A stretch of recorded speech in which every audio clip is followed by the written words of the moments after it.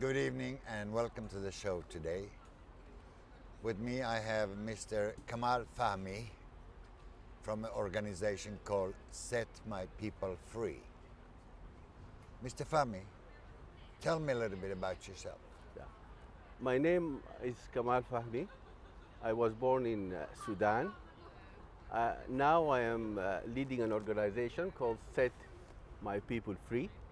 We are working to actually abolish apostasy and blasphemy law in Islam. It is mainly applying Article 18 and 19 from the Universal Declaration of Human Rights, which is freedom of thought, conscience, and belief, which include the freedom to live, to change religion, and freedom of expression. And is it worldwide or in? We are working internationally because the apostasy law and blasphemy law in Islam is affecting 1.3 billion people. Muslims are not allowed to leave Islam. They face death sentence in 12 countries, and in another 14 countries it is considered a crime to leave Islam. They face torture, imprisonment, and so on. But worldwide, according to Sharia, people who leave Islam, they are under death sentence. And it is ridiculous because actually if your faith does not come from your heart, God is not going to accept it. And also the other thing which is not logical is that if, for example, even here in Sweden or anywhere, if I say that I don't believe that Muhammad is a prophet of God, I'm accused of blasphemy. And this is actually very, very ridiculous because if I believe in Muhammad as a prophet of God, I am a Muslim, but I am not a Muslim. But for saying that I don't believe he's a prophet of God, I face capital punishment. So what do you say that Sharia law and democracy do not go together? It is not compatible in the sense. Compatible. Yeah, in the sense of that freedom of expression is limited.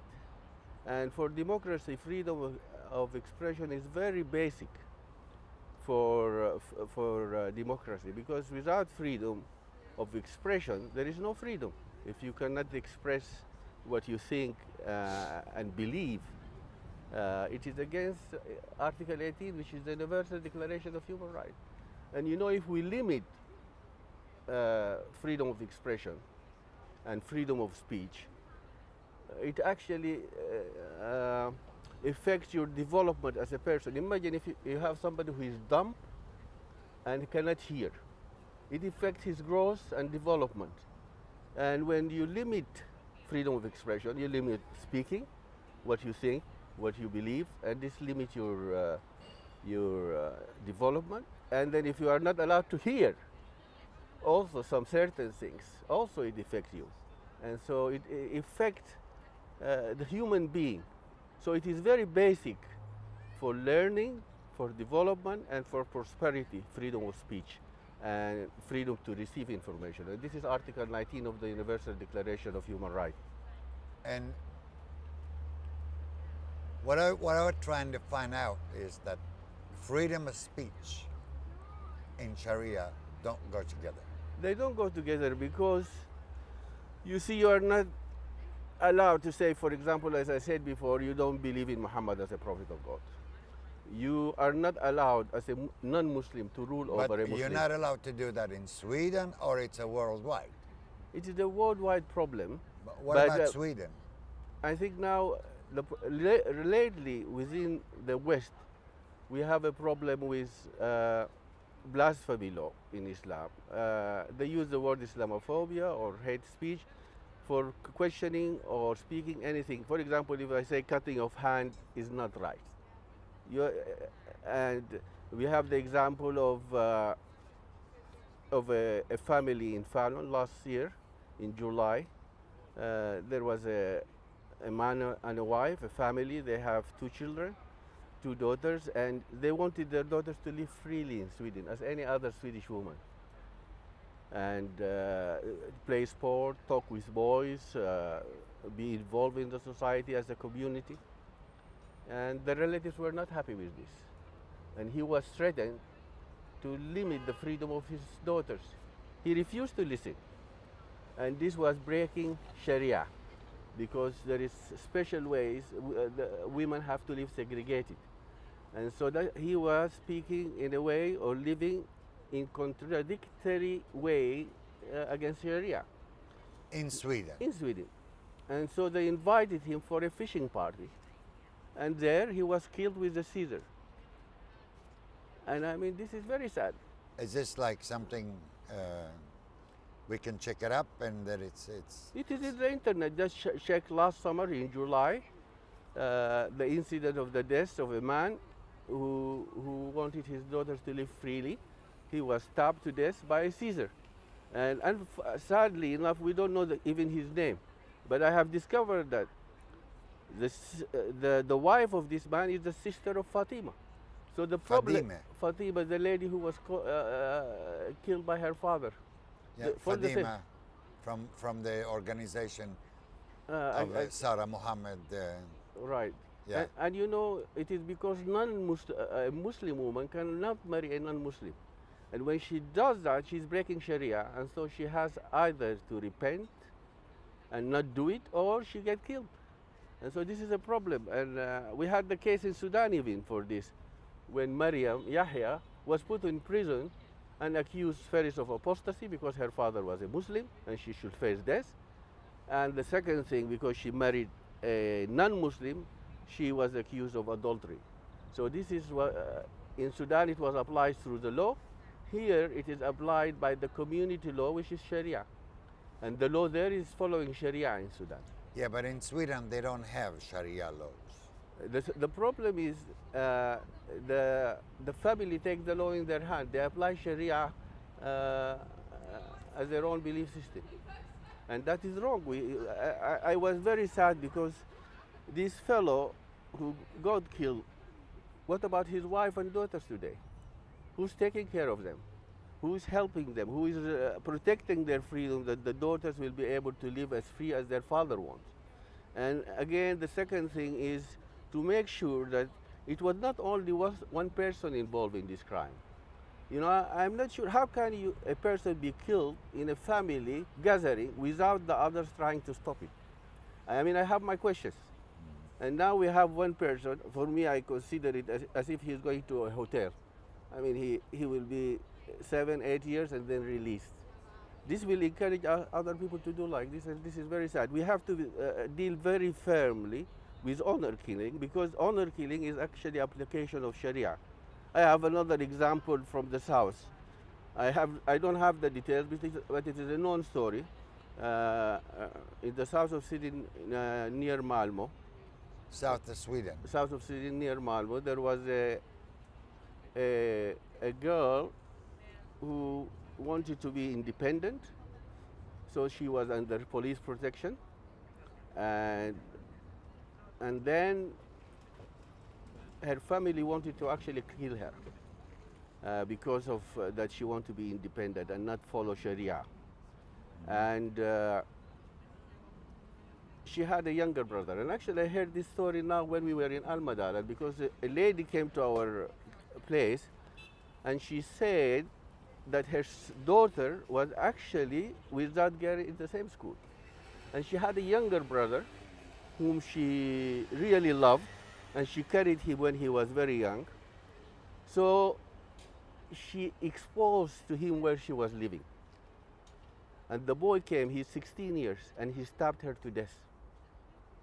He did it himself. He did it himself. And I mean, imagine a boy at 16, why should he do that? In Sweden. In Sweden. And so the sad thing is, the boy is judged.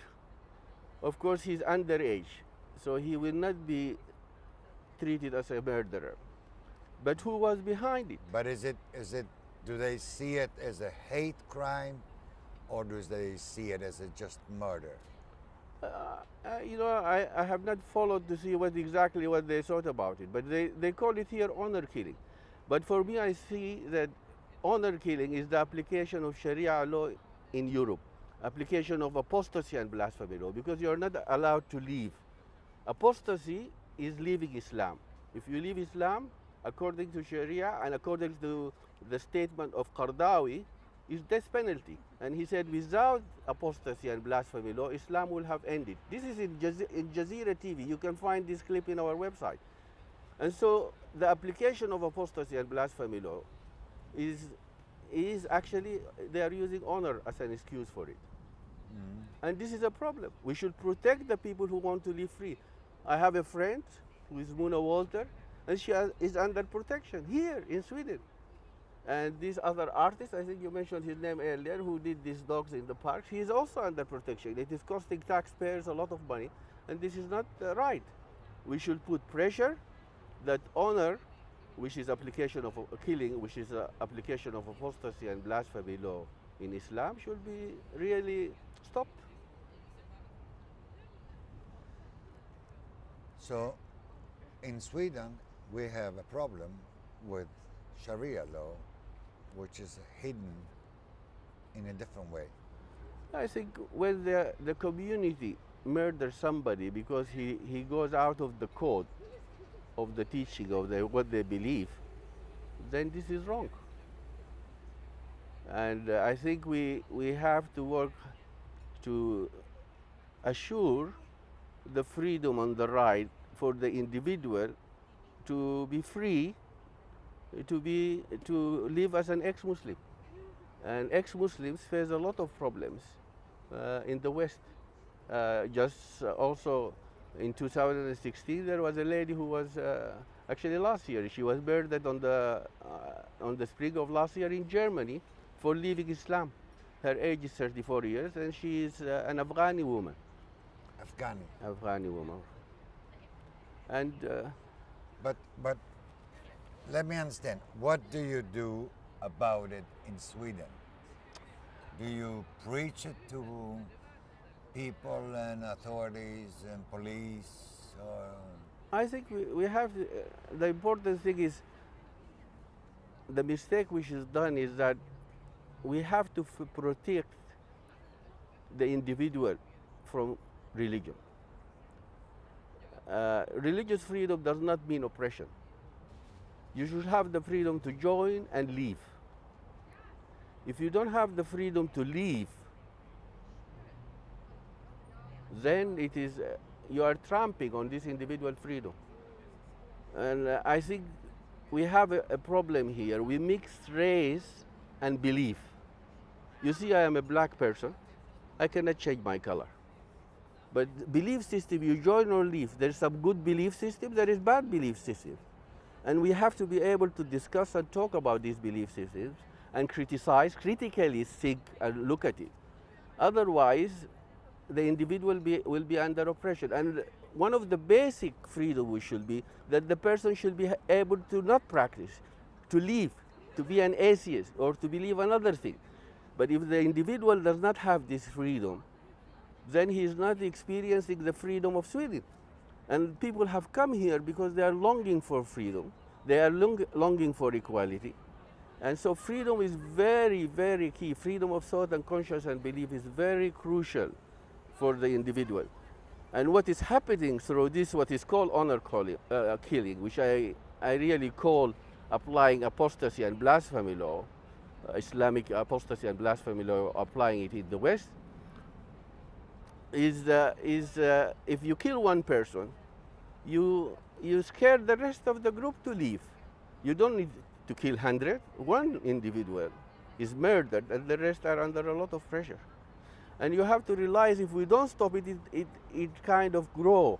Like for example, the lady whose husband was killed in Fallon, she is the sister of Fatima. So the problem is continuing because we didn't deal firmly about it from the beginning. And one sad thing I also understood is that when Fatima's boyfriend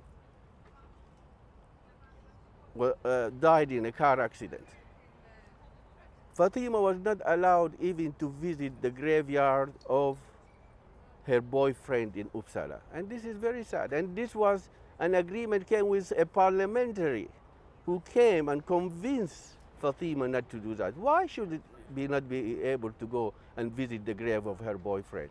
Why should she be stopped from marrying a non-Muslim. And this is sad. The ladies and the women here, their freedom to choose their life partner should be protected. And when these people get killed or murdered, it is the application of apostasy or blasphemy law, like in the case of Maryam I mentioned in Sudan. If you want, you can just search for Maryam Yahya, who was judged according to Sharia in Sudan with apostasy and adultery. Apostasy because she left Islam, adultery because she got married to a non-Muslim. Internationally, it's known that blasphemy is not doesn't go together with the democracy, like this story in Jakarta, right? But if we're talking about Sweden, do you think it's gonna be like that in the years to come, or? I think the greatest danger is limiting freedom of speech. Voltaire said, if you want to know who is controlling you, look out for whom you cannot criticize. And when you cannot say what you think about issues and people, you cannot really, you lose accountability. And I think dictators, the first thing they try to do is limit freedom of speech. And I think the development of the West is based on critical thinking and freedom of expression. And I think... So when you kill the freedom of speech, of thinking, of all that, you don't have anything to... People don't develop. You end democracy. You start fascism. And we need to protect freedom of speech. And Islamophobia is an attack on freedom of speech. Hate speech is an attack on freedom of speech. There is, when I question, if I say I don't believe in Muhammad as a prophet of God, it's not a hate speech. I was standing in Al-Madalan, I said to him, I don't believe in Muhammad as a prophet of God. He said to me, you don't respect me. This has nothing to do with respect. This is my opinion, my freedom of thought, my freedom of conscience. I don't believe. So if I'm not allowed to say I don't believe in this, I don't think this is a good idea, then your freedom of speech is gone. It's gone. And then I'm controlled. And you see, I think the basis of democracy is freedom of speech and expression. If I say, if I bully, or it was an insult, or I am urging people for violence, this is something else. We can go to court. There is already laws for this. We can go to court and discuss it there, but you cannot limit my freedom of expression. The problem today, you can get killed for saying that. For saying this, and this is not right. It is not right that I will be under 24 hours protection for saying that apostasy and blasphemy law are wrong. And you see, freedom of expression, it brings accountability. Because then you can question things. You are not, you see, if you control my tongue, you control all my body. This is what Jacob said. So we need to protect the freedom of the speaking. And even George Washington said, if freedom of speech and expression is taken away, we are like sheep taken to the slaughter. So we need to speak out. We need freedom of speech, and I think it is key. And we should not. Also, you kind of limit the narrative to one narrative. And today I'm not happy with the general narrative. And you're talking about Sweden? The whole world. The whole world. I mean, CNN, BBC,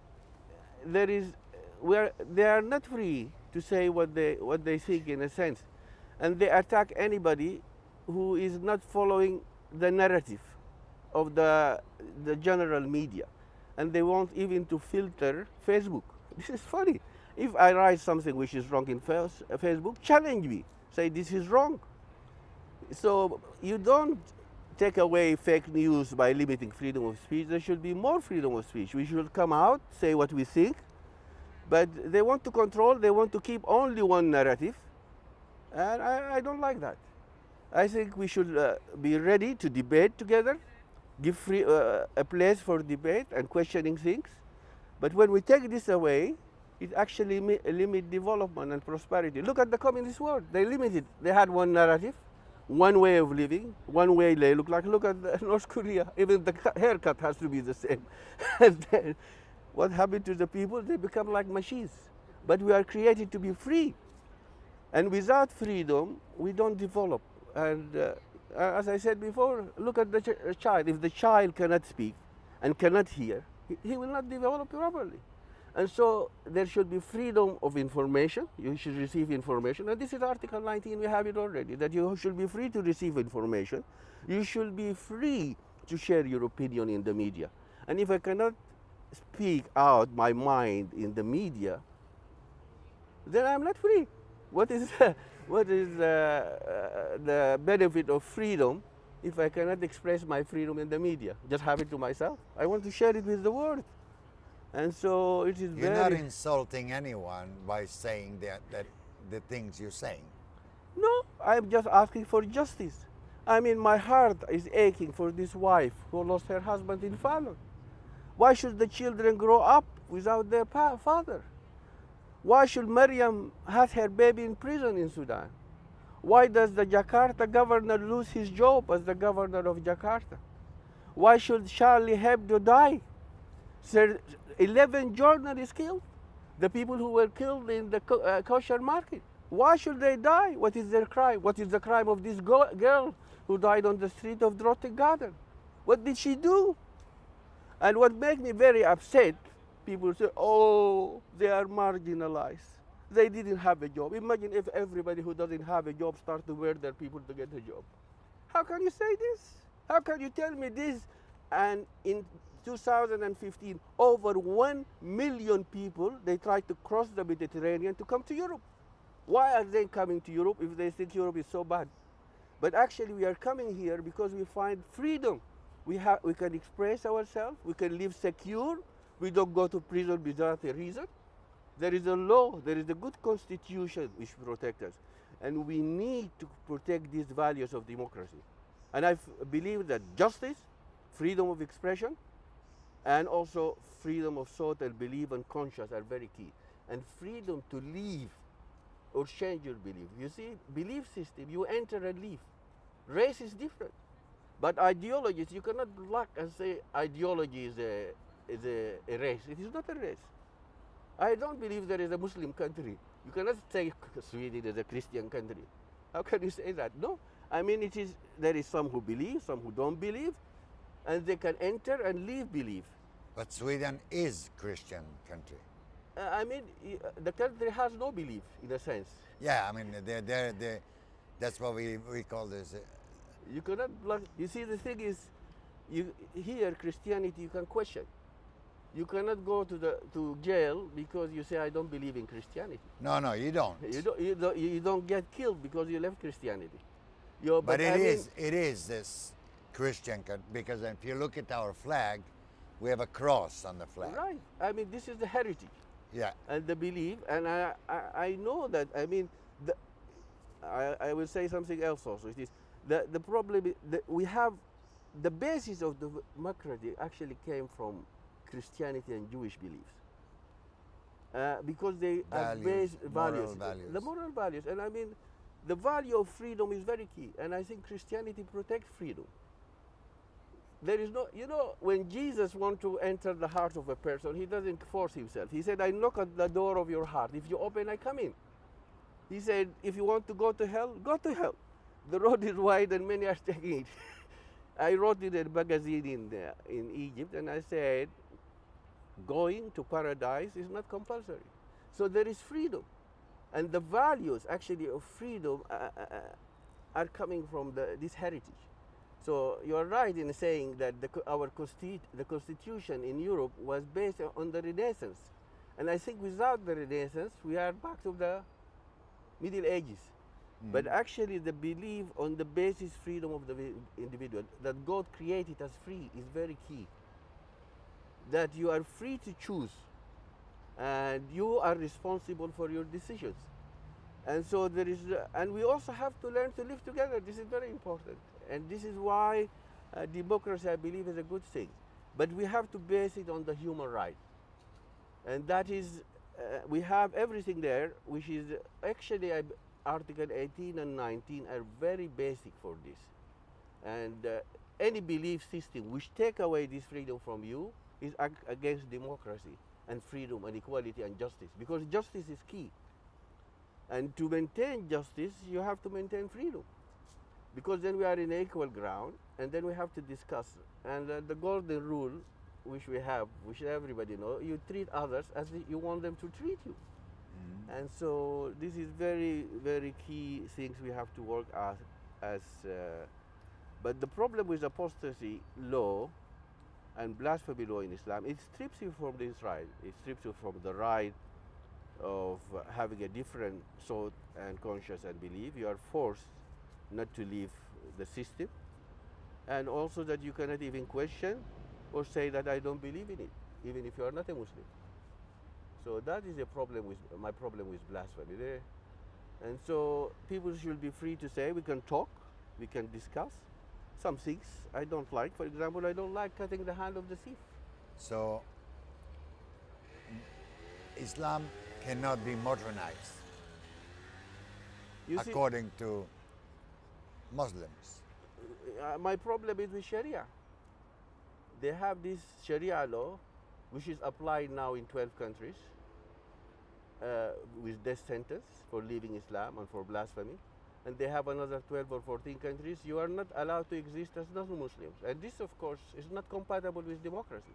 If you are not free to live, if the community does not allow you to not apply Sharia in your life, then it is not compatible with democracy.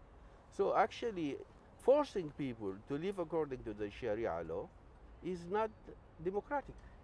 And especially, I have problem with that non-Muslims cannot rule over Muslims. And this is clear in the case of the governor of Jakarta. The governor of Jakarta, he was the governor for a number, finished his first term. He was going to enter the election for the second term.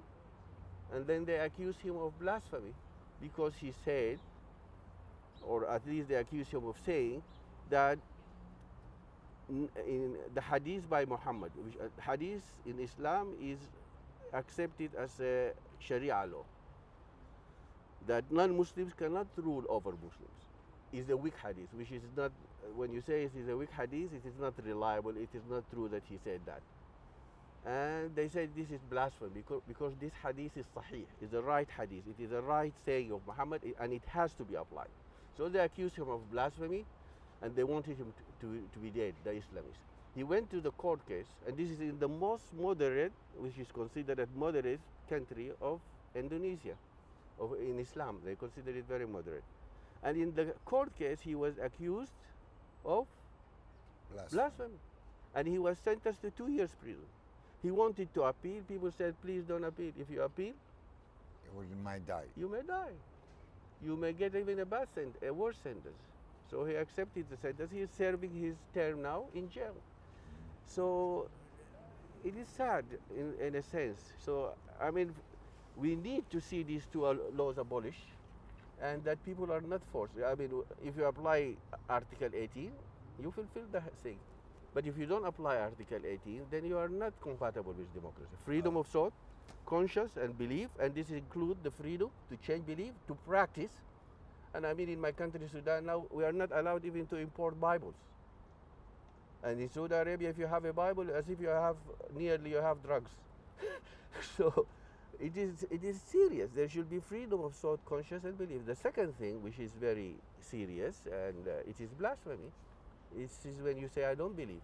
So if an ex-Muslim wants to exist and live, he faces danger even here in the West. They are not free to... I saw a program on the BBC, and a Muslim, a Christian who became a Muslim, he was open with his face talking about Islam, but there was a convert from Islam to Christianity.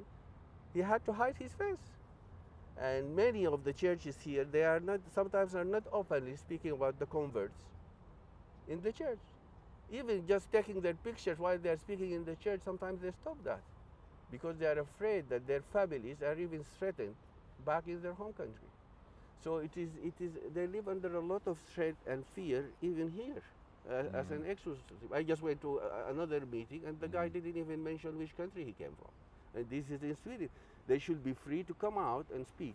And now I was very thankful that DN, for the first time, this magazine, I think called Dagens Nyheter. Dagens Nyheter. Yeah, they brought a very good article about apostasy and blasphemy law, and spoke about how people who ex-Muslims are facing a lot of pressure. They did not become Christians or anything. They are just atheists. They want to be free. And I think we have to protect these people. We have to give them platform to speak. And they are not Islamophobe. They are whistleblowers. And they should have the chance to talk, express, and also live peacefully in Sweden. We are not living in Afghanistan. It is Sweden. It is a free country. The Constitution protects us and gives us the freedom to live, to believe what we want, to become an atheist if we want. And I think we need to protect the values of democracy, the values of freedom of expression and freedom of thought and belief, and freedom to live, to be an ex-Muslim. And our dream, as Set My People Free, is that these two laws will be criminalized. They should be abolished, removed. And not to criminalize the people who are standing against it, and the ones who are living as ex-Muslims. We would like them to be able to live freely without any oppression or pressure.